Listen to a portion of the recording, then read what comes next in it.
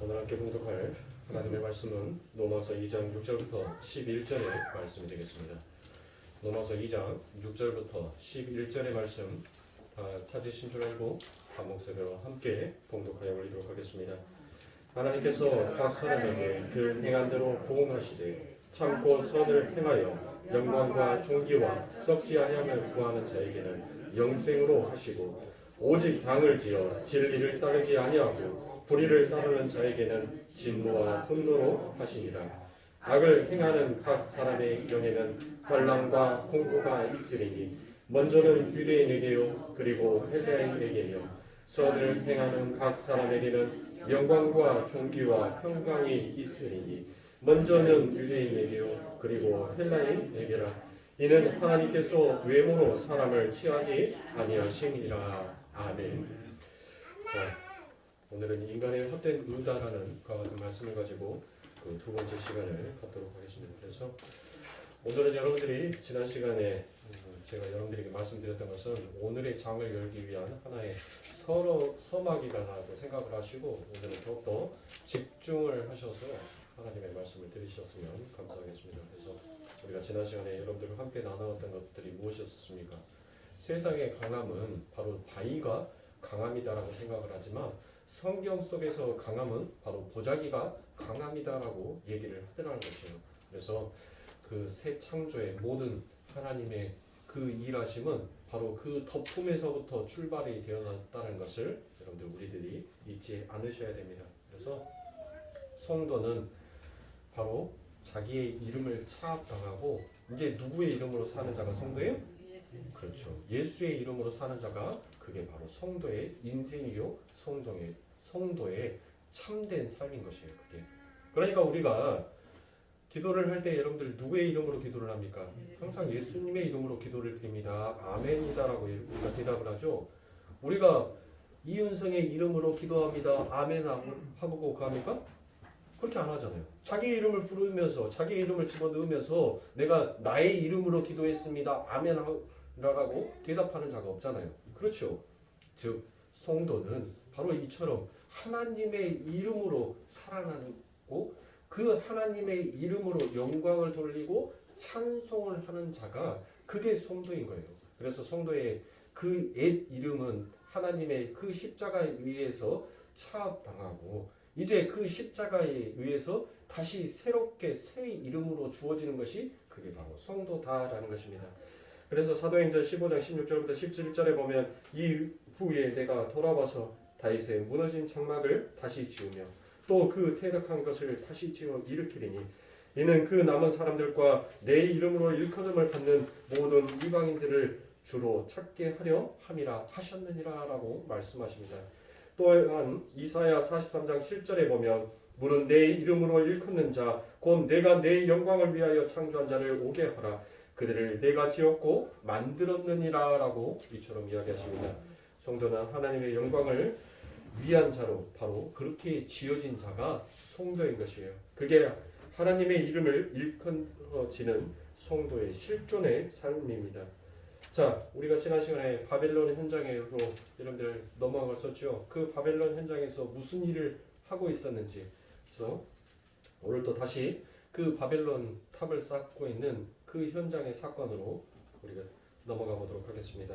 창세기 11장 1절부터 2절입니다. 온 땅의 구음이 하나이요 언어가 하나이었더라. 이에 그들이 동방으로 옮기다가 시날 평지를 만나 거기에 거하고라고 되어 있습니다. 여러분들 바벨탑이 세워지는 것이 어디라고 얘기를 합니까? 성경에서 시날 평지다라고 얘기를 하죠. 자, 이 시날 평지다라고 되어 있는 것이 이 단어가 바로 히브리어로 비크아입니다. 비크아. 이 비크아라는 이 단어는 성경에서 그렇게 많이 사용되지가 않는 단어예요. 불과 성경에서 정확하게 이 똑같은 단어가 사용되는 곳이 바로 에스겔서 37장에서 딱 나오고 그 이후에 이 비크아라는 단어가 사용되어지는 곳이 없습니다. 네. 그래서 에스겔서 37장 1절부터 3절에 가면 이 비크아라는 단어가 과연 무슨 단어인지를 여기에 가면 또 다시 우리가 알 수 있습니다. 에스겔서 37장 1절부터 3절입니다. 여호와께서 권능으로 내게 임하시고 그 신으로 나를 데리고 가서 골짜기 가운데에 두셨는데 거기 뼈가 가득하더라. 나를 그 뼈 사방으로 지나게 하시기로 본즉 그 골짜기 지면에 뼈가 심이 많고 아주 말랐더라. 그가 내게 이르시되 인자야 이 뼈들이 능히 살겠느냐 하시기로 내가 대답하되 주 여호와여 주께서 아시나이다라고 얘기합니다. 자, 여러분들 이 에스겔서 37장은 무엇입니까? 마른 뼈가 살아나기 위한 바로 초입에 들어가는 부분이죠. 그렇죠. 그런데 여기에서 여러분들 계속적으로 무슨 이야기가 기록이 되어 있어요? 골짜기가 나와요. 골짜기. 그런데 그 골짜기는 어떤 골짜기다라고 얘기합니까? 여러분들이 에스겔서 37장 1절부터 3절의 말씀을 보시면 그 골짜기는 무슨 골짜기라고 해요? 계속적으로 골짜기와 뭐가 반복되어서 나와요? 뼈가 나오죠. 뼈. 그런데 그 뼈는 뭔 뼈다라는 거예요? 아주 많고 아주 말라있는 뼈다라는 거예요. 그러면 그것은 무엇을 상징한 것이죠? 죽음의 골짜기 아닙니까? 죽음의 골짜기. 그렇죠.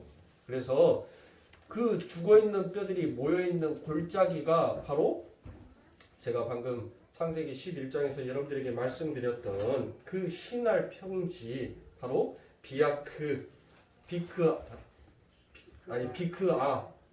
비크아가 바로 그 죽은 뼈, 마른 뼈들이 모여 있는 곳이 곳의 골짜기가 바로 비크아드라는 것이에요. 여기에서 정확하게 흰알 평지가 무엇인지 그 히브리어 단어와 여기에서 골짜기라는 단어가 정확하게 그 똑같은 단어를 사용을 하고 있음을 알 수 있습니다.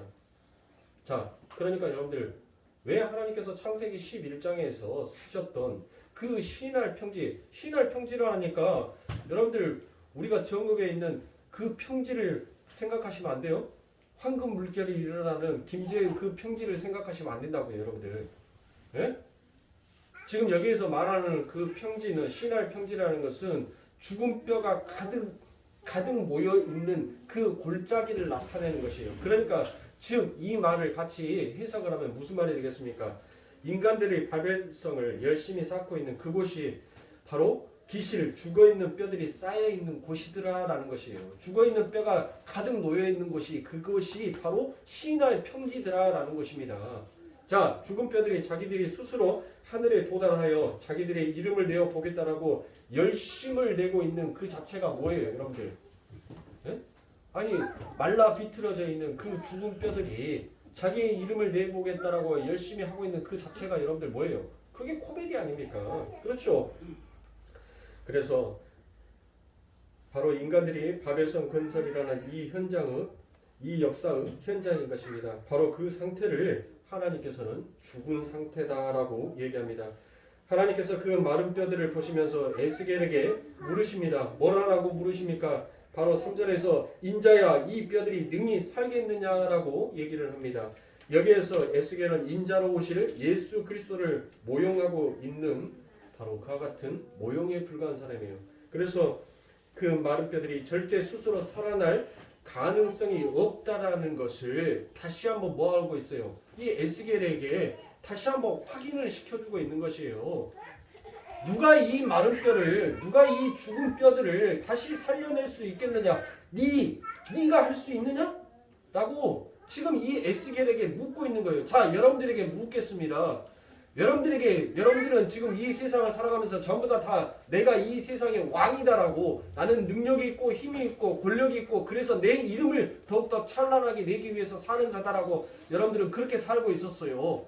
예? 그런데 여러분들에게 하나님께서 묻는 거예요. 지금 여러분들을 어디로 데리고 가서 망월동 5.18 공동묘지에 데리고 가서 그 시체들에 덮어져 있는 흙을 전부 다 치워버리시고 그 거기에 담겨져 있는 마른 뼈들을 다 하나님께서 보시게 한 다음에 여러분들에게 묻는 거예요. 네가 과연 이 마른 뼈들을 살려낼 수 있겠느냐라고 묻는 거예요. 여러분들 살려낼 수 있어요? 여러분들 살려낼 수 있으면 여러분들은 이 세상에 이름을 날리고 돈방석에 앉아요. 돈방석에. 아랍에미리트보다도 더 큰 돈을 만지게 된다니까요. 아니 죽은 사람을 살려낼 수 있는 능력을 가져버렸는데 여러분들 얼마나 많은 돈들을 주겠습니까? 에? 아랍 왕자가 내가 여기에서 나오는 석유 니 다 줄게. 우리 아버지만 살릴 줄 알라고. 세계에서 제일 부자 될 거 아닙니까? 그러니까 인간을 할 수 없는 존재다라는 것을, 너희들은 절대로 그 이름 위에 더욱더 뛰어난 이름이 될 수 없다라는 것을 하나님께서 확인시키시는 거예요. 그래서 하나님께서 무엇을 하십니까? 그 에스겔에게 인자에게 대언하라고 하십니다. 그건 말씀을 뭐하라는 것입니까? 전하라는 것입니다. 말씀이신 주님이 인자의 새 창조가 시작됨을 바로 암시하고 있는 것입니다. 그래서 에스겔서 37장 4절에 보면 또 내게 이르시되 너는 이 모든 뼈들에게 대언하여 이르기를 너희 마른 뼈들아 여호와의 말씀을 들을지어다 라고 이처럼 얘기합니다. 마른 뼈들 위로 무엇이 떨어지는 겁니까? 말씀이 이제 떨어집니다. 즉 다른 말로 새 창조가 시작이 되는 거예요. 그것을 또 다른 말로 말하면 무엇이 임한 거예요? 바로 아버지 하나님의 성령이 그 덮음이 그들에게 덮음으로 그들에게 은혜로 덮어지자 그들이 이제 드디어 뭐예요? 에스겔서 37장 5절에서 드디어 그들에게 뭐가 들어갑니까? 생기가 들어가요. 생기가 하나님의 수면 위에 그들에게 덮어버리자 그들에게 이제 드디어 생기가 들어가서 그들이 그 마른 뼈가 그 말라 비틀어져서 죽어있는 뼈가 이제 살아나게 되는 거예요. 그렇죠? 자, 에스겔서 37장 5절에 보면 여호와께서 이 뼈들에게 말씀하시기를 내가 생기로 너희에게 들어가게 하시니 너희가 살리라 라고 말씀하지 않습니까? 그러니까 여러분들 새 창조가 일어날 때는 반드시 무엇이 먼저 행해져야 돼요? 무엇이? 그렇죠. 바로 덮음의 은혜가 먼저 있어야지만이 그 뒤에 새롭게 창조되는 무엇인가가 나타나게끔 되어진단 말이에요. 네? 그러니까 성경은 계속 덮음을 가지고 얘기를 하는 거예요. 행위를 가지고 이야기를 하는 것이 아니라 여러분들 그 덮음의 은혜가 무엇인지를 우리들에게 깨닫게 하라고 말씀을 하고 계셔요. 그래서 여기에서 생기라고 번역이 된 것이 바로 하나님의 신 성령과 같은 단어입니다. 성령이 죽은 먼지 위에 덮으심으로 오시는 것입니다. 그랬더니 그 죽음의 현장에서 산자들의 모임, 군대로 살아나더라는 것이에요. 그게 바로 무엇을 뜻하는 것이에요? 이게 지금 무엇을 뜻하는 것입니까? 지금 에스겔서 37장 5절의 말씀은 바로 교회의 모형을 나타내고 있는 거예요.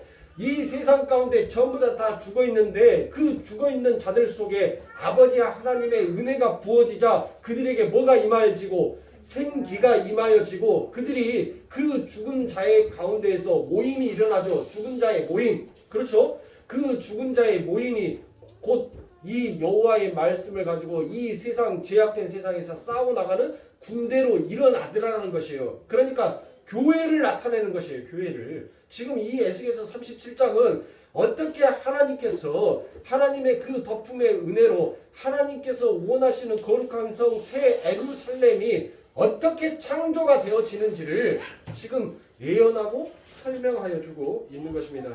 거기에서 마가의 다락방에 죽은 뼈들이 모여 있지요. 그 교회의 탄생은 여러분들 탄생의 현장이 어디로 이어집니까? 사도행전 2장으로 여러분들 옮겨지게 되지요. 옮겨지게. 자, 그런데 그 죽은 뼈들 위로 뭐가 임하입니까? 여러분들 오순절 다락방, 그 마가의 다락방에서 여러분들 그 죽은 뼈들이 전부 다 모여 있어요. 그 죽은 뼈들이 다 모여 있는데 그 죽은 뼈들을 아버지 하나님께서 일으켜 세우시는데 무엇으로 이렇게 세우세요? 그 마가의 다락방에 무엇이 임하게 돼요? 성령. 그래요. 성령의 불의 혀가 그들에게 임하여지게 되자 그들의 언어가 다시 뭐해집니까? 그들의 언어가 혼잡하여져요. 흐트러져 버린단 말이에요. 그러니까 하나님께서는 뭐 하시는 거예요? 지금 오순절 다락방에 그 죽음의 뼈들이 뭐를 하고 있었습니까? 뭐 하고 있었어요? 전부 다 인간의 행위, 인간의 힘으로 무엇인가 이루어내고 이루어 보겠다라는 그 당짓기 바벨론 건설을 하고 있는 바벨탑의 현장 속에 하나님께서는 그 성령이 덮으심으로 임하여지자 그 인간들의 당짓기를 전부 다 뭐 하시는 거예요? 부수어 버리시고 드디어 그 모든 것들이 벗겨지고 부수어지게 되자 드디어 거기에서 뭐가 나오는 거예요? 하나님의 교회가 창조가 되고 나타나게 되더라는 것입니다. 그런데 그러한 하나님의 흩으심 속에 하나님의 성전 교회가 완성이 되더라는 것입니다. 이것이 하늘의 하나됨의 성취가 되는 것입니다. 그걸 바벨탑 현장과 에스겔서 37장의 마름뼈 사건과 여러분들이 한번 연결을 해보시면 됩니다. 그러니까 신할 평지, 신할 골짜기에 죽은 자들이 흩어짐을 면하겠다라고 여러분들 자기들이 하나가 되보겠다라고 했던 행위가 뭐예요? 그게 바벨탑 아닙니까? 그렇죠. 흐트러졌던 그들이 야 이렇게 우리가 흩어지면 죽으니까 흩어졌던 우리들이 이제는 하나가 되자라고 해서 뭉쳐졌던 것이 그들이 뭐예요? 그것이 당시에 그게 바벨탑 사건이란 말이에요. 그런데 그 바벨탑 사건은 결국 무엇 해야 됩니까? 하나님이 그거를 반드시 흐트러 버리셔야 돼요. 흐트러 버려야 돼요. 왜요?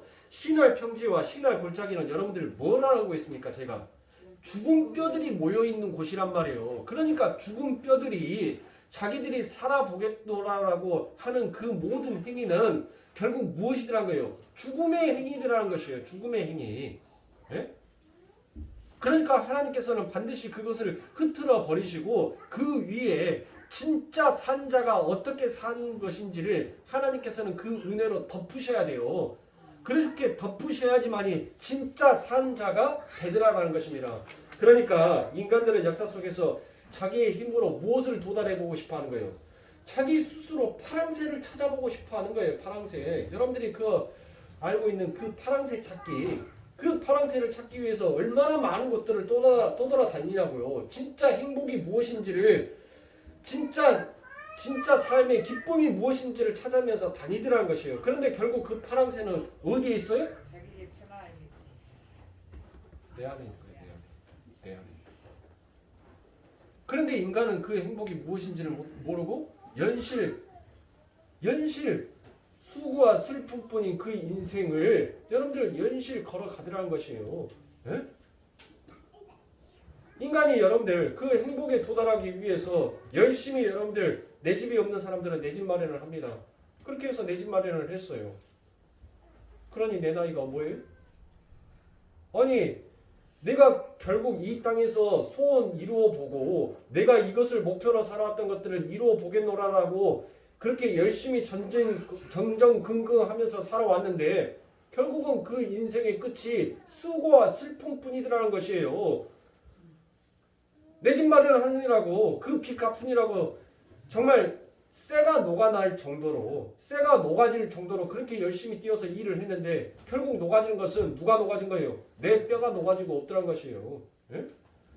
인간이 건강하게 오래 살아보겠다라고 그 건강을 찾아서 열심히 가는데 아무리 내가 그 건강을 지키더라도 결국 그 죽음 끝에 오는 뭐는 사망은 죽음은 막지 못하더라는 것이에요. 결국 그 사망과 죽음을 밟아버릴 수 있고 깨버릴 수 있는 것은 누구더라는 거예요? 그게 하나님인 거예요. 그래서 하나님께서는 나는 사람을 살릴 수도 있고 죽일 수도 있느니라라고 그렇게 말씀을 하시는 거예요. 여러분들이 진짜 행복은 어디에서 찾으셔야 돼요? 여러분들 눈에 보여지는 이 세상에 여러분들 결코 여러분들에게 만족함을 줄 수가 없습니다. 잠시 새 거였을 때는 기뻐요. 그러나 그 새 것도 결국은 어느 시점이 되면 무뎌지게 되더라는 것이에요. 그래서 하나님은 그걸 바로 이렇게 허상이 무엇인지 허무함이 무엇인지 그 죽음과 사망이 무엇인지를 모르는 자들에게 하나님께서는 반드시 그들을 깨워서 그것을 알게 하셔야 했던 것이에요. 그래서 그러기 위해서는 인간들의 당짓기를 하나님께서는 반드시 파헤치셔야 됩니다. 인간들의 당짓기가 파헤쳐지려면 성령이 그들을 덮어서 그들을 흔들어 버려야 한다는 것입니다. 그게 바로 오순절의 마가의 다락방에서 실현이 되더라는 것입니다. 하나님의 인간들의 당짓기를 흩어져 버리셨더니 하나님의 성전이 하나로 완성이 되더라는 것입니다. 그러니까 죽은 뼈, 먼지들은 스스로의 힘을 규합할 수 없는 존재일 뿐만이 아니라 죽은 뼈들은 스스로의 힘을 발휘해서 그 행복에 그 하늘에 도달할 수 없다라는 것을 여러분들 나타내는 것이에요. 그런데 이 죽은 뼈들이 이 마른 뼈들이 자기의 힘을 내서 자기의 힘으로 자기의 능력으로 그 하늘을 다 보겠노라라는 그 행위 자체가 바로 무엇이더란 거예요? 그게 바로 언어도단인 것이에요. 예? 그래서 하나님은 성령으로 그들을 덮으셔서 그들의 그러한 시도들을 율법주의와 유대주의들을 부수심으로 그들을 은혜의 장막 아래로 모으시는 것입니다. 그게 새 창조이며 그게 구원이며 그것은 이미 에레미야서에서 예언이 되어 있더라는 것입니다.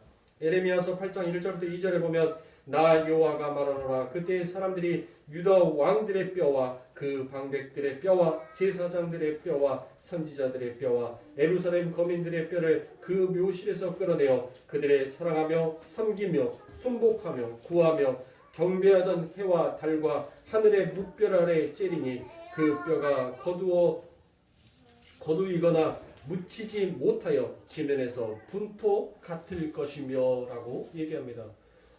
여러분들 지금 이 말씀이 무엇이에요? 도대체 이 말씀이 어떤 말씀입니까? 에레미야서 8장 1절부터 2절의 이 말씀은 지금 에레미야 선지자가 누구를 빙자해서 얘기하는 거예요? 지금 이스라엘 백성들에게 일침을 가하고 있는 거예요. 너희들이 지금 율법을 지키고 제사를 지키면서 너희들이 자칭 하나님의 선민이다라고 그 하나님의 선민이 되기 위해서 그것을 지키고 있는 너희들이여 그 어리석음을 버리라라고 지금 에레미야가 그 이스라엘 백성들의 실체를 드러내고 이야기하는 거예요. 뭘로? 너희들이 지금 하나님 앞에 받은 그 율법 그리고 너희들이 하나님 앞에 드려지는 이 각양의 제사들을 갖고는 너희들은 결코 그 하나님의 의에 도달할 수 없다라는 것을 지금 이 에레미야 선지자가 이야기하고 있습니다. 그런데 하나님의 성령이 하나님의 덮음이 임하기 전에 그들은 눈과 귀가 멀어버렸던 자기에 결코 그 소리를 듣지 못하더라라는 것입니다. 그래서 이스라엘은 바로 너희들은 죽은 뼈와 같다라는 것을 수많은 선지자들이 그렇게 일침을 가는 거예요. 수많은 선지자들이 그렇게 얘기를 하더라는 것입니다. 그러나 그 소리를 알아듣지 못하는 자들은 결국 무엇합니까? 아니 여러분들 한번 보세요. 여러분들 스스로 선행을 쌓고 하나님 앞에 연신 헌금을 하고 교회에 봉사를 하고 그렇게 여러분들 스스로 정말 열심을 내서 하루에 세 번씩 그 예루살렘 성전이 놓여 있는 그곳을 바라보면서 하나님 앞에 기도를 드리고 성경책을 읽고 교회에 날이면 날마다 봉사를 하고 전도를 다니고 여러분들 나름대로 열심을 다했어요. 그런데 어떤 사람이 딱 여러분들한테 와가지고 야 그걸로는 절대 아버지 하나님의 나라에 임할 수 없다라고 얘기한다면 여러분들 그 사람이 어떻습니까? 그 사람이 이뻐 보여요? 아니 나는 지금 열심을 내고 있는데 그 열심에 초를 치고 있으니 여러분들 그 사람이 결코 이뻐 보일 수가 없지 않습니까? 그렇죠? 그게 바로 인간이 아버지 하나님의 성령의 은혜가 부어지기 전에 인간들의 모습이더라는 것이에요. 자, 그래서 신명기 32장 39절을 보면은 이제는 나 곧 내가 그인 줄 알라. 나와 함께 하는 신이 없도다. 내가 죽이기도 하며 살리기도 하며 상하게도 하며 낫게도 하느니 내 손에는 능히 건질 자 없도다라고 말씀을 하십니다. 자, 죽이기도 하시고 살리기도 하시는 그 신, 수면 위를 운영하시는 신은 오직 누구밖에 없다는 것이에요. 하나님 한 분밖에 없더라라는 것입니다. 그러한 하나님의 전지전능한 능력과 영광과 사랑과 은혜를 드러내기 위해 이 역사와 인생이 존재하더라는 것입니다. 그래서 유대주의와 율법주의를 파하시고 은혜로 덮으셔서 당신의 백성들을 창조해 내시는 옛 언약과 새 언약의 이야기가 구체적인 그림으로 나타나는 것이 바로 창세기 30장의 내용입니다. 자, 창세기 30장 14절부터 16절의 말씀입니다. 맥축때 루벤이 나가서 들에서 합 한 채를 얻어 어미 레아에게 드렸더니 라헬이 레아에 이르되 형의 아들이 합 한 채를 청구하노라. 레아가 그에게 이르되 내가 내 남편을 빼앗은 것이 작은 일이냐? 그런데 내가 내 아들의 합 한 채도 빼앗고자 하느냐? 라헬이 가로되 그러면 형의 아들의 합 한 채 대신에 오늘 밤에 내 남편이 형과 동침하리라 하니라. 저물 때 야곱이 들에서 돌아오매 레아가 나와서 그를 영접하여 이르되 내게로 들어오라. 내가 내 아들의 합 한 채로 당신을 샀노라. 그 밤에 야곱이 그와 동침하였다라고 되어 있습니다. 자, 여러분들 보세요. 야곱이 이스라엘이 되고 그 이스라엘이 바로 교회의 모형이더라라는 것이에요. 그러니까 여러분들 지금 이 이야기는 어떤 이야기인 겁니까?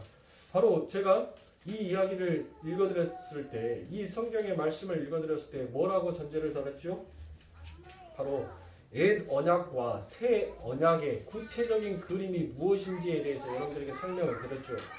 자, 하나님께서는 야곱의 이름을 뭐 하셨습니까? 차압해버렸어요. 삭제시켜버렸어요. 그리고 난 다음에 하나님께서는 그 야곱의 환도뼈를 쳐서, 환도뼈를 쳤다는 것은 여러분들 죽였다는 거예요. 죽었다는 것이에요. 그렇게 하나님께서는 죽여놓고 다시 그를 살려서 그 살려낸 자의 이름을 무엇으로 바꿉니까?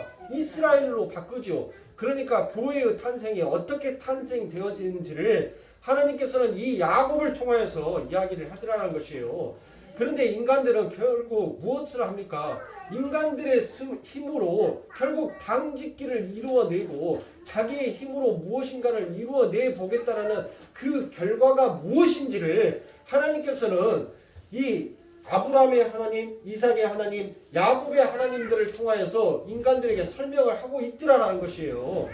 그러니까 여러분들 보세요. 나엘은 여러분들 이 합한체가 필요한 여자였어요? 필요 없는 여자였어요? 나엘은 이 합한체가 필요 없는 여자예요.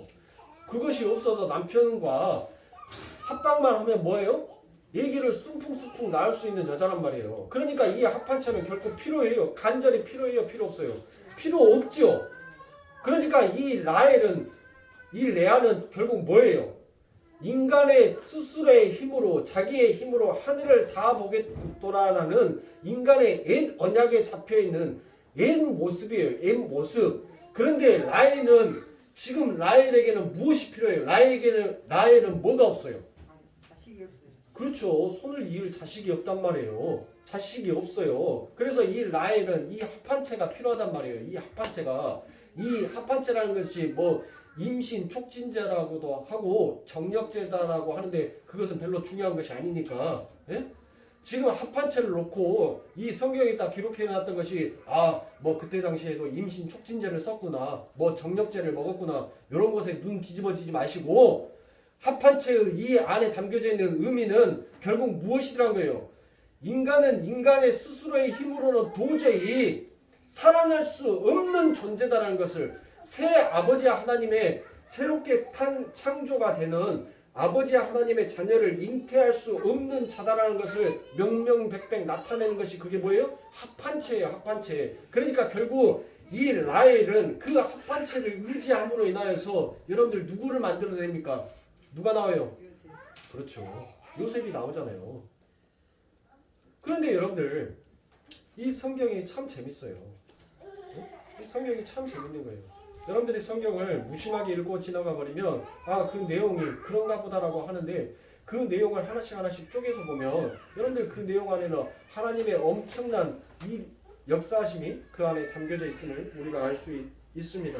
자, 그러면 이 이야기를 하기 전에 먼저 야곱으로 다시 가보자고요.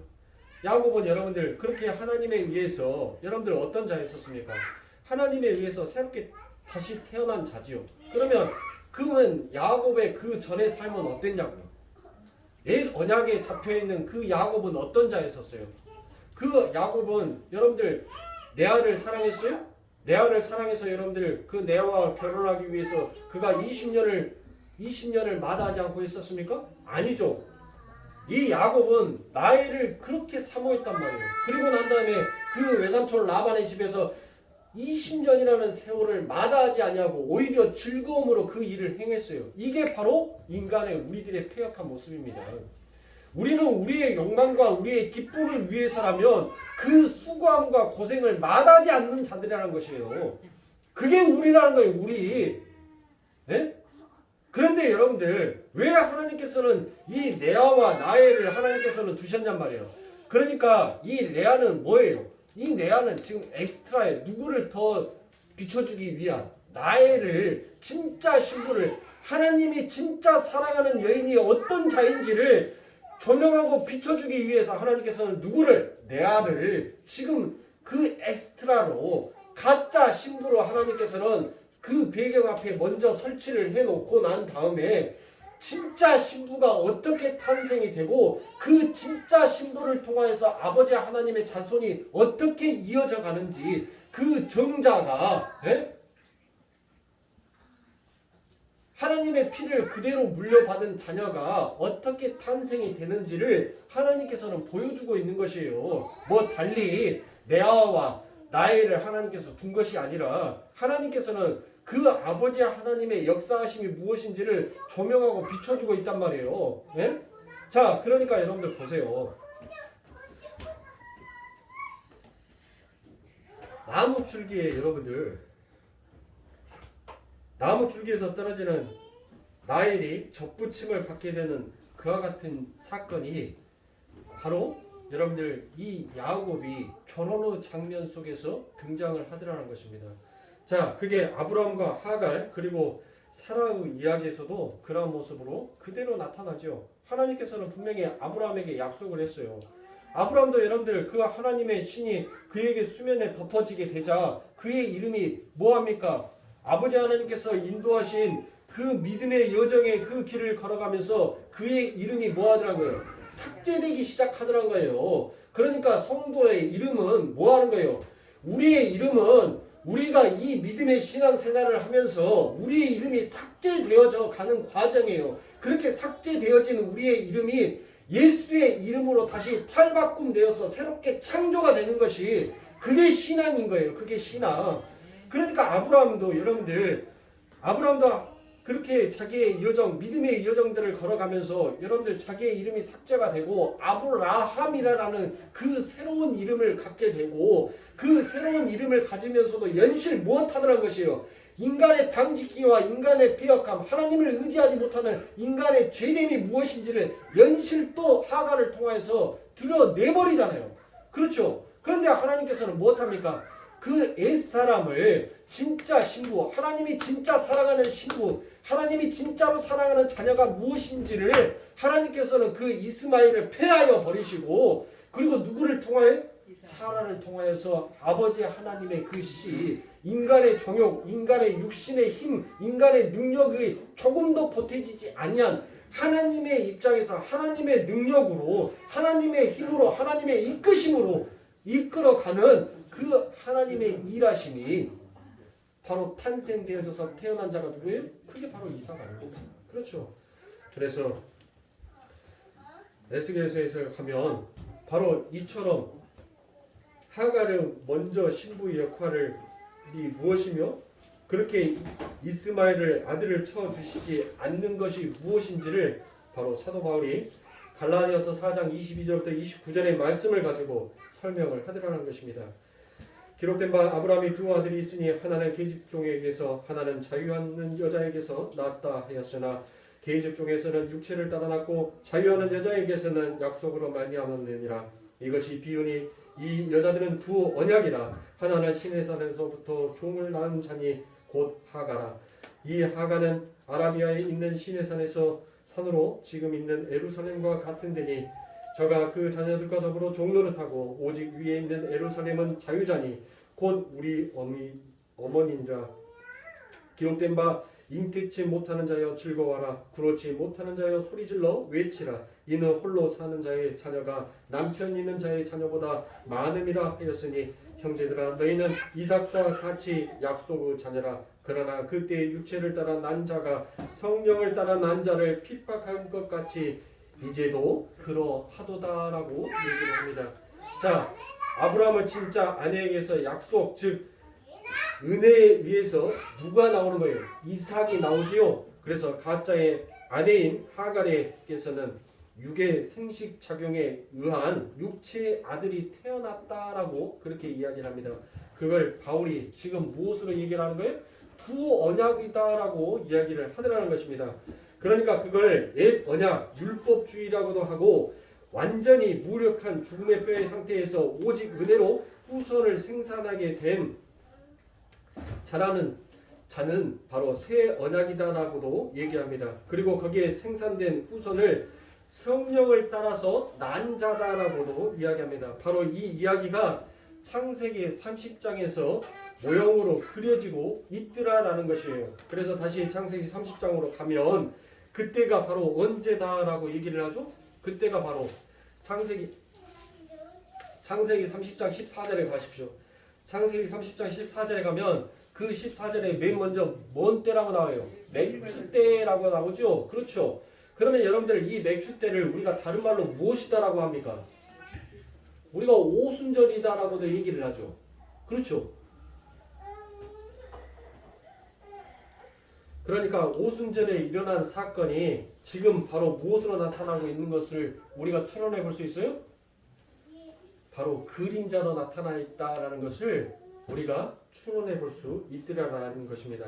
그래서 첫째 부인 레아는 라헬이라는 진짜 신부가 오기 전에 진짜 신부의 중요성을 돋보이기 위하여서 선택된 하나의 장치에 불과하더라는 것이에요. 그래서 레아는 하갈처럼 육체의 힘으로 자식을 잘 낳았지만 그런데 라헬은 태가 다쳐서 자식을 못 낳습니다. 그러나 어느 날 레아의 아들이 뭐를 가지고 와요? 들에서 합판체를 가지고 옵니다. 그리고 그걸 누구한테 주는 거예요? 레아한테 주죠. 네? 레아한테 준단 말이에요. 그러면 라헬이 오랫동안 자신의 태가 닫혀 있으면 안타까워했던 차에 이 라헬이 무엇을 봅니까? 그 합판체를 본단 말이에요. 그래서 라헬은 후손을 갖기 위해서 합판체의 도움이 간절히 필요합니다. 그래서 레아는 그런 합판체가 없어도 전혀 자기의 힘으로 자식을 잘 낳을 수 있었던 여자예요. 그러니까 그녀에게 있어서 이 합판체는 별로 중요한 것이 아니더라는 것입니다. 그런데 여러분들 여기에서 아주 성경에 오묘한 이야기가 나옵니다. 여러분들 분명히 제가 이 합판체는 임신 촉진제다라고도 말씀을 드렸고 정력제다라고도 여러분들에게 말씀을 드렸죠. 그런데 기묘한 이야기가 기묘한 현상이 나타나요. 이 라헬이 레아에게 가서 그 합판체를 삽니다. 그렇죠. 합판체를 사는데 여러분들 합판체를 사갖고 왔으면 지금 뭐를 하기 위해서 합판체를 사갖고 온 거예요? 아기를 낳기 위해서 자손을 낳기 위해서 합판체를 가지고 온 거 아닙니까? 그런데 그 합판체를 가지고 온 그 라헬이 누구를 안 데리고 와요? 남편을 안 데리고 와요. 남편을 누구에게 줘버립니다. 레아에게 줘버려요. 왜 이런 기묘한 일이 일어나냐고요. 네? 여러분들 파보시라고요. 사람이 아이를 갖기 위해서는 그 남편과 부부가 한 몸이 돼야 돼요. 한 몸이. 둘이가 한 몸을 이루어서 그래서 아이가 나온단 말이에요. 후손이 나온단 말이에요. 근데 이 라헬은 지금 뭐예요? 남편을 줘버려요. 남편을 줘버리고 지금 그 합판체를 가져다가 여러분들 그가 지금 아이를 후손을 갖기를 원하더라는 것이에요. 자, 그게 바로 무엇입니까? 그게 하나의 모형이더라는 것입니다. 그러니까 이 합판체는 하나의 어떤 것을 지금 나타내고 상징하기 위한 하나의 모형의 장치에 불과한 거예요. 자, 신랑은 구약에 이스라엘에게 빼앗기고 합판체로 후손을 만들려는 바로 그와 같은 형국이죠. 그러니까 레아에게 빼앗긴 신랑은 바로 어떤 것이에요? 신랑 십자가를 지기 전에 예수들이라는 것이에요. 십자가를 지기 전에 그 예수의 모형을 지금 뭐 하고 있는 거예요? 이 야곱이 하고 있는 거예요, 여러분들. 자, 그래서 이 땅에 육신을 입으시고 이 땅에 내려오신 그 하나님이 이 땅에 내려오셔서 무엇을 해요? 무엇을? 여러분들 아까쯤에 그 마른 뼈들에게 뭐가 떨어졌다 하겠어요? 말씀이 떨어졌다 하겠죠. 그러니까 하나님께서 이 땅에 내려오셔서 그 마른 뼈들에게 말씀이 떨어졌는데 아직 그들에게 뭐가 임하진 않았어요. 생기가 임하기 전이란 말이에요. 에? 에스겔서 37장 4절에 보면 말씀이 떨어졌지. 그들에게 말씀이 떨어지고 난 이후에 뭐가 임하여? 생기가 임하여서 그들이 살아난단 말이에요. 에? 그러니까 이 땅에 지금 예수님이 십자가 지시기 전에 예수님께서 뭐 하셨어요? 이 땅에 오셔서 놀고 먹고 그냥 그렇게 가셨어요? 이 땅에 오셔서 말씀을 선포하셨잖아요. 지금 마른 뼈들, 죽은 뼈들에게 뭐가 임하는 거예요? 말씀이 떨어지는 거예요. 그런데 그 말씀이 떨어졌는데 이 죽은 뼈들은 아직 아버지 하나님의 성령의 온전한 덮음으로 그들이 새롭게 창조되기 전이란 말이에요. 그러니까 그들은 열심히 그들을 뭘 쫓고 있어요. 그 신할 평지, 이 죽음의 땅, 우리가 살고 있는 이 신할 평지, 이 신할 골짜기에서 그들이 뭐를 하고 있냐고요. 우리가 행복을 쫓아서 우리 스스로 당을 짓고 있잖아요. 당을 짓고 있는 그 현장에 하나님의 말씀이 떨어져 버린단 말이에요. 내가 지금 율법주의, 유대주의로 살고 있어요. 기복주의로, 성공주의로 내가 살고 있단 말이에요. 그런데 거기에서 하나님의 말씀이 떨어지는데 그 말씀은 뭐를 해요? 그 말씀은 보자기처럼 볼을 내면 보자기가 감싸죠. 부수어버리죠. 하나님의 말씀이 떨어져서 그들의 행하는 그 모든 것들을 전부 다 부수어버리고 흩트러 버리시는 거예요. 늘 지금 하고 있는 그 모든 행위가 잘못된 거야 라고 얘기를 하니까 결국 뭐 하더란 거예요. 그 율법주의가, 그 유대주의가 말씀으로 오신 그 예수를 뭐 하더란 거예요? 죽여버리더란 것이에요. 죽여요. 에? 그렇지 않습니까?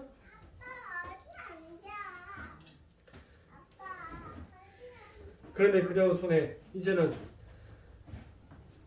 무엇이 들려있어요? 그렇게 남편을 빼앗겨버리는 그 나엘의 손에 무엇이 들어있어요? 합판체가 들어져 있잖아요. 따라서 그 합판체는 십자가 지고 율법주의에 맞아 죽으신 예수 그리스도 대신 하늘의 성령을 상징하고 있는 것입니다. 그래서 맥주 때 무슨 일이 벌어지는 거예요? 바로 하나님의 그 성령의 불의 혀가 임하여 버리는 것이에요. 그래서 거기에 태어난 자가 바로 누구입니까? 그게 요셉, 바로 하나님의 성령을 따라서 난 자, 그가 탄생되어지는 거예요. 그로 인하여서 교회가 탄생이 되어져 가더라라는 것입니다. 그래서 창세기 30장 22절부터 24절에 보면 하나님이 나이를 생각하신지라 하나님이 그를 들으시고 그 태를 이으신 고로 그가 잉태하여 아들을 낳고 가로되 하나님이 나의 부끄러움을 씻으셨다 하고 그 이름을 요셉이라 하니 여호와는 다시 다른 아들을 내게 더하시기를 원하노라 함이었더라라고 얘기합니다. 그러니까 여러분들 또 여기에서 여러분들 또 착각하시면 안 돼요. 뭐를? 나엘이 그 합판체를 의지하여서 그래서 자식을 가졌다. 여러분들 또 거기에서 멈춰버리면 안 되더란 것이에요. 그 나엘의 간절한 그 마음이 그 하나님의 마음과 닿게 되자 드디어 하나님께서 뭐를 하시더란 거예요. 그 하나님의 마음에 하나님의 일을 하시더라는 것이에요. 그러니까 결국은 내가 뭐를 의지해서 하나님께서 요지부동 움직이시는 것이 아니라 하나님의 그 성령이 나를 덮어버림으로 인하여서 내가 의지할 수 없는 것을 도저히 내가 힘으로 생각할 수 없는 것을 하나님께서 의지하게 하고 그 의지하는 그 마음에 하나님의 일하심이 무엇인지를 나타내는 것이에요. 그게 바로 요셉의 탄생이더라는 것입니다. 그런데 여러분들 요셉이 태어났는데 뭐예요?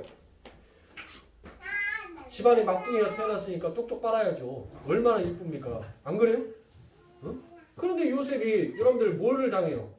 형제들로부터 인하여서 미움을 당하게 되더란 것이에요. 그런데 요셉이 왜 미움을 당하냐고요? 왜? 왜 미움을 당해요? 배다른 형제라서? 니랑 나랑은 배다른 형제요. 아비는 같으나 배다른 형제니까 너는 꼴보기 싫어. 그래서 여러분들 미움을 당했습니까? 요셉이 뭘 했어요? 형제들의 죄를 자꾸 아버지한테 가서 뭐예요? 고발을 하는 거예요. 고발을. 에? 그러니까 뭐 하는 거예요? 그러니까 미운 거예요. 그러니까 요셉을 뭐 하려고? 죽이려고 하는 거예요. 그러니까 지금 레아의 후손으로 나온 사람들은 전부 다 뭐예요? 마른 뼈 위에 하나님의 말씀은 떨어졌지만 그들은 온전하게 살아난 자가 아니더라는 것이에요. 온전하게 아버지 하나님의 그 마른 뼈 위에 생기가 부어져서 살아난 자가만이 그들이 무엇하더란 것이에요? 아버지와 마음과 합한 자가 되더란 것이에요. 합한 자.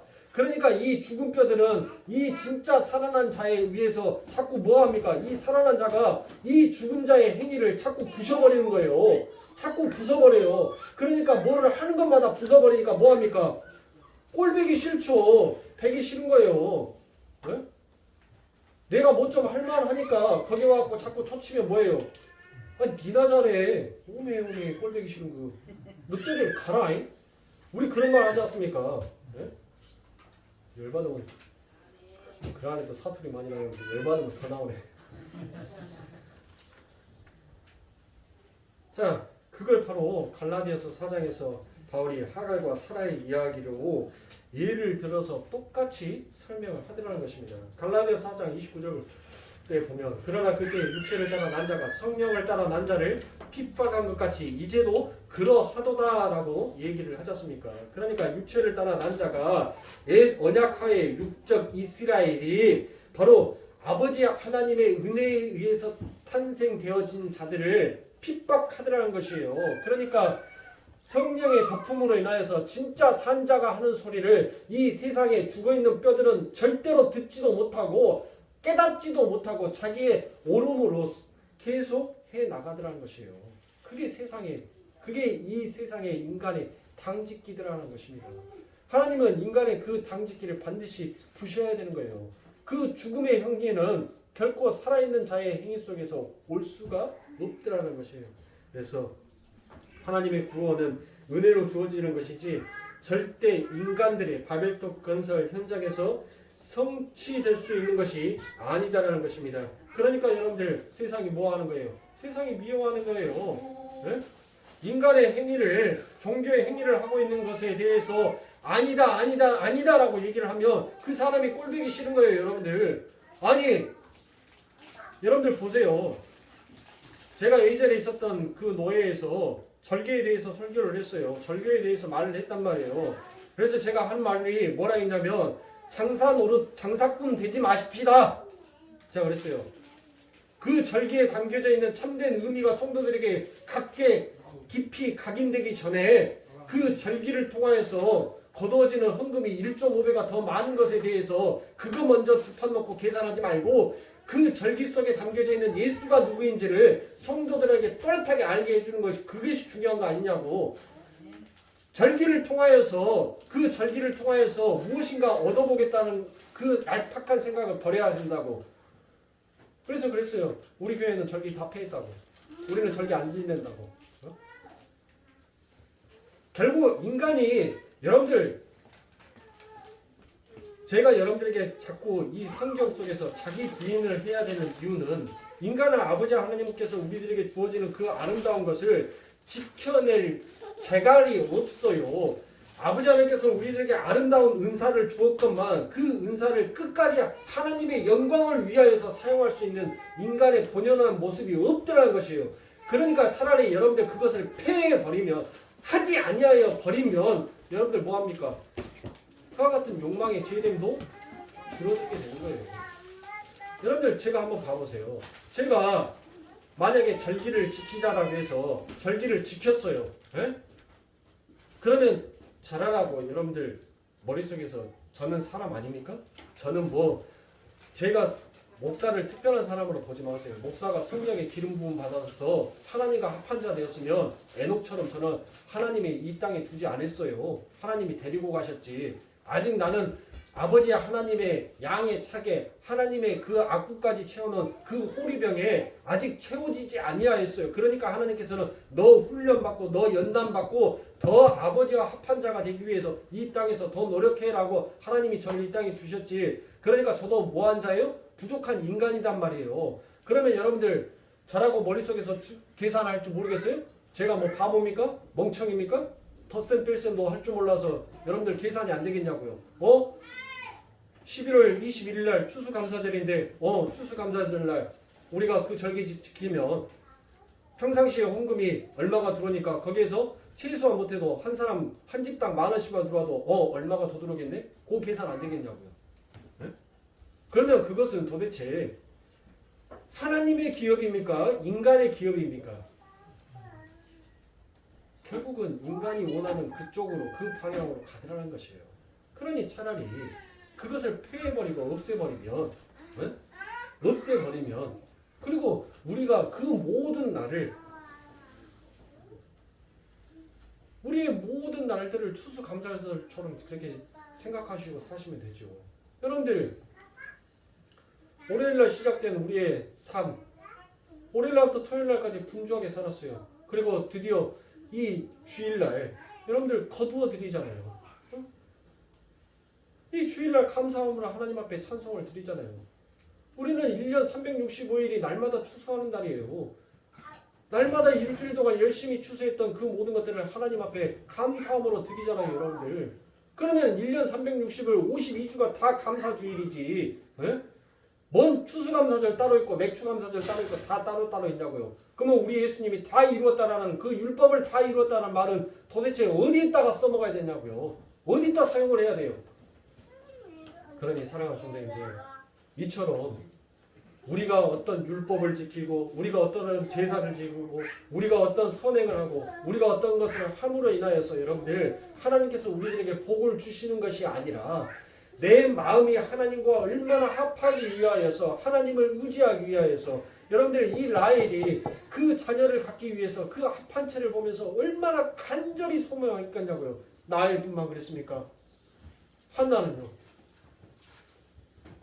이처럼 아버지 하나님의 은혜에 의해서 태어나는 아버지 하나님의 참된 자손이 어떤 것인지를 하나님께서는 지금 인간의 노력으로는 결코 되어지지 않냐는 것이다라는 것을 하나님께서 보여주시는 거예요.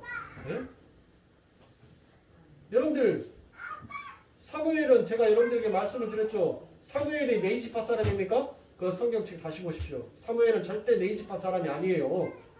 사무엘은 에브라임 지파 사람이에요. 그 에브라임 지파를 하나님께서 들어서 일을 하시고 하나님의 제사장으로 어떻게 만들어 가시는지 참된 제사장이 어떻게 탄생되어져 가는지를 하나님께서는 그 사무엘을 통해서 보여주시는 거예요. 그런데 그 사무엘 역시도 뭐 하더란 거예요? 하나님께서 그렇게 엄청난 은혜를 부어줬음에도 불구하고 인간은 그 어떤 것도 끝까지 지킬 수 있는 인간이 없더라라는 것이에요. 그것을 하나님께서 보여주시는 것이 결국 무엇이에요? 왕이지 않습니까? 그리고 다윗과 같은 왕, 솔로몬과 같은 왕, 그 왕 되고 싶은데 그 왕이 되어서 하나님 앞에 패역한 짓을 한 것이 무엇인지 하나님께서는 그들을 폭로시키는 거예요. 그들에게 자폭하기 위해서 그들이 자폭하여서 그들의 죄가 무엇인지를 하나님께서는 연실 드러내 버리시더라는 것입니다. 그러니 사랑하는 성도님들, 여러분들의 삶 가운데 있어서 여러분들의 삶 가운데 있어서 고난이 닥쳐오는 거, 환난이 닥쳐오는 거, 내게 아픔과 고통이 있는 것을 여러분들 저주받았다라고 하지 마시라고요. 여러분들은 왜 저주받은 자예요? 내가 이 땅에서 여러분들 이 땅에서 여러분들 내가 잘 안 풀리는 것이 저주받은 것입니까? 여러분들은 축복받은 자예요. 사랑하는 성도님들, 여러분들에게는 엄청난 능력이 있는 자예요. 그것을 믿지 못하는 것이 여러분들이지. 하나님은 여러분들에게 엄청난 능력을 줬단 말이에요. 자, 똑같이 하나님의 말씀이 떨어졌는데 어떤 자는 생기가 살아나서 그 하나님의 말씀을 간절히 소망하여 그 예수님 그리스도의 이름으로 기도합니다. 아멘 아멘 아멘 하는 그 하루에 수십 번도의 그와 같은 삶을 사는 자가 있는데 똑같은 세상을 살아가는데 어떤 사람은 하나님의 말씀이 떨어졌는데도 전혀 그것을 받아들이지 못하고 자기의 의로 살아가는 자가 얼마나 많으냐는 것이에요. 그러니 누가 더 대단합니까? 여러분들, 능력이라는 것은 많은 사람들이 다 할 수 있는 것을 능력이라고 하지 않냐고, 많은 사람들이 하지 못하는 것을 해내는 것이 능력이다라고 말하지 않습니까? 우리는 그런 자예요. 왜 스스로가 자괴감을 갖고 있어요? 나를 좀 죽여 세우란 말이에요. 누구의 이름으로? 예수의 이름으로.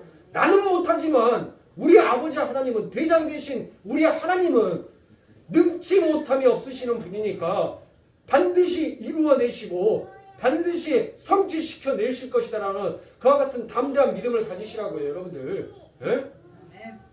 이 세상은 어떤 세상이라 했어요? 아마겟돈이라고 하지 않습니까? 계시록에서 아마겟돈이다라고 얘기를 하죠.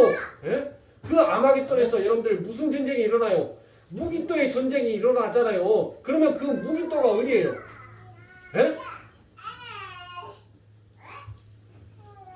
무기또가 어디냐고요? 성경책 좀 보셨습니까? 갑자기 물어봐서 죄송합니다. 그 무기또가 어디냐면 신할 평지예요. 신할 골짜기. 그 신할 평지, 신할 골짜기, 그 죽은 뼈들이 가득한 그곳을 바로 무기또라고 하는 거예요. 무기또. 그곳에 여호와의 전쟁이 일어나요. 그래서 에스겔서 계시록 16장 14절부터 16절에 보면 하나님께서 그 마귀들이 엄청나게 모이죠. 마귀가 모인단 말이에요. 그곳에 모이는데 하나님께서 그 전쟁에 임하는 자들에게 너희들이 뭘 하라고 요구합니까? 하나님께서 전신갑주 입으라고 얘기해요? 계시록 16장 여러분들이 보시면 계시록 16장에서 하나님께서 정말 인간이 상상할 수 없는 상상의 초월의 말을 하셔요. 뭘 하라고 얘기하십니까? 야, 옷 입어? 전쟁에 나가려고 하는데 야, 총과 칼을 가지고 창과 검과 방패를 가지고 너 전장에 나가서 싸워라라고 하시는 것이 아니라 뭐라고 얘기합니까? 전장에 나가려고 하는 자들에게 아버지 하나님의 백성들에게 너 옷 입고 나가. 그 옷 입지 아니하는 자는 뭐 한다고 했어요? 마지막 날에 부끄러움을 당할 것이다 라고 해요. 부끄러움을. 그래서 옷 입어라고 해요. 옷 입어라. 네? 그 옷 입어라는 것은 뭐예요? 뭐 이 옷 입고 나가라는 거예요? 성령의 덮음을 받으라는 거예요. 성령의 은혜를 받으라는 거예요. 그 마지막 때 마귀는 반드시 너희들을 해방시키고 흩트려 버릴 건데 오직 성령의 옷을 입어야지만이 그것을 방어할 수 있다. 그것을 지킬 수 있다는 거예요. 맞서 싸우라고 있었으면 하나님께서 너희들 전신갑주를 입고 창과 검을 차고 나가서 싸워라라고 얘기했을 거란 말이에요. 그런데 하나님께서는 깨부시라는 것이 아니에요. 하나님의 말씀은 모든 것을 덮음, 바로 포옹하는 거, 안아버리는 거, 방어하는 거, 지키는 것을 말하는 거예요. 내가 너희들에게 엄청난 은혜를 부어줬으니까, 내가 너희들에게 엄청난 능력을 줬으니까 너희의 힘으로 그것을 지키려고 하지 말고, 너희의 힘으로 그것을 싸우려 하지 말고, 대장 대신 나를 믿고 너희들 굳건히 방어태세에서 내 뒤에 숨어서 지켜라, 이겨라 라고 얘기하시는 것입니다. 그러니 사랑하는 성도님들, 방어하는 자와 전투하기 위해서 준비태세라고 공격하는 자와 그의 행위가 당연히 다를 수밖에 없죠. 공격하는 자는 자기의 행위가 나와야지만 방어하는 자는 자기의 행위가 나올 수가 없어요. 대장 되신 예수가 어떤 명령을 하기 전에 여러분들 우리들은 그것을 지키는 자로 그 자리를 사수하는 자로 있을 수밖에 없는 거예요. 뭘 움직입니까? 방어하는 자가 뒤질라고. 하나님의 복음은 우리의 행위로서 구원을 얻어내는 것이 아니에요. 우리는 하나님께서 주시는 것을 이 신앙생활을 통해서 악착같이 지켜나가기 위해서 예수 그리스도의 이름을 부르짖고 가는 거예요. 그래서 자기의 이름이 삭제가 돼야 되는 거예요. 그것을 바로 성경에서는 자기를 부인하고 자기의 십자가를 짊어진 자만이 바로 나의 제자가 되고 내 아버지 하나님의 나라에 올 수 있다라고 얘기하는 거예요. 그러니까 그 아버지 하나님의 나라는 성도라는 그 이름을 가진 자, 예수라는 그 이름을 가진 자만 들어올 수 있는 거예요. 내 이름을 갖고 가는 것이 아니라고요. 그러니 이 세상에 흘러가는 모든 신앙의 방법이 왜 제가 이렇게 분통을 터뜨리는지 아시겠습니까? 왜 자꾸 행위로서 무엇인가를 의롭다함을 받으려고 하는 그 모든 것에 제가 이처럼 찬물을 껴안이는지 아시겠어요? 행위가 아니에요. 뭔 행위로 우리가 구원을 받습니까? 우리는 오직 예수의 이름으로 내 이름이 삭제가 되고 예수의 이름으로 걸어가는 거예요. 그 속에서 아멘이 터져나오고 그 속에서 감사가 나오고 그 속에서 찬송이 나오며 그 속에서 오직 아버지 하나님만을 바라보는 참된 그 소망을 품게 되는 것입니다. 그러니 사랑하는 성도님들, 여러분들이 일주일 동안 이 삶 가운데서 이 마귀는 여러분들을 숱하게 공격할 거예요. 여러분들이 무엇으로 그 마귀의 공격을 이겨낼 수 있겠습니까? 우리는 예수 그리스도의 이름, 그 이름밖에는 이 마귀의 공격을 이겨낼 수가 없어요. 우리가 뭘 더 두드러 깨겠습니까? 이미 여러분들 마귀는 예수 그리스도의 우리 대장 되신 예수 아버지 하나님에 의해서 머리통이 박살나 버렸어요. 머리통이 박살나 버렸는데 어디를 더 자르시려고요? 예? 사랑하는 성도님들, 이미 마귀의 존재는 존재성을 잃어버린 자와 똑같은 것입니다. 그럼에도 불구하고 우리들은 여전히 연실 내 안에서 터져나오는 이 마귀성을 절제하고 억누르기 위해서는 그 예수의 이름이 필요하다는 것을 하나님께서 우리들에게 다시 한번 말씀하여 주고 계신 거예요. 날마다 여러분들의 삶 가운데 하나님의 말씀이 떨어집니다. 그런데 여러분들이 만약에 하나님의 성령의 덕분 그 하나님과 합한 자가 되어 있지 아니한다면 여러분들은 연실 그 율법주의와 유대주의 그리고 내 스스로 율법과 제사를 지켜서 내가 하나님의 선민이다라는 것을 지켜내기 위하여서 남들을 가차없이 비방하고 헐뜯으며 수근수근하며 모방을 하며 여러분들이 그렇게 살아가는 자가 될 것이에요. 그러나 하나님의 생기에 의해서 성령을 따라서 난 자가 돼서 성령에 의해서 태어난 자가 된다면 여러분들은 반드시 그 하나님의 말씀 앞에 순종하고 순복하며 따라갈 수밖에 없는 자라는 것을 여러분들이 기억하시고 돌아오는 또 올해날 여러분들은 거친 바다에서 또 힘들게 항해를 하시면서 여러분들 또 가셔야 되겠죠. 그 항해 속에서 여러분들 스스로 그 키를 잡으려 하지 마시고 대장 대신 오직 예수를 의지하시면서 여러분들 또 다시 만날 그날에 더욱더 하나님 앞에 감사와 찬송과 영광을 돌리실 수 있는 우리 거룩교회 성도님들이 되시길 주님의 이름으로 위로하며 축복하며 여러분들에게 가득한 소망을 담습니다.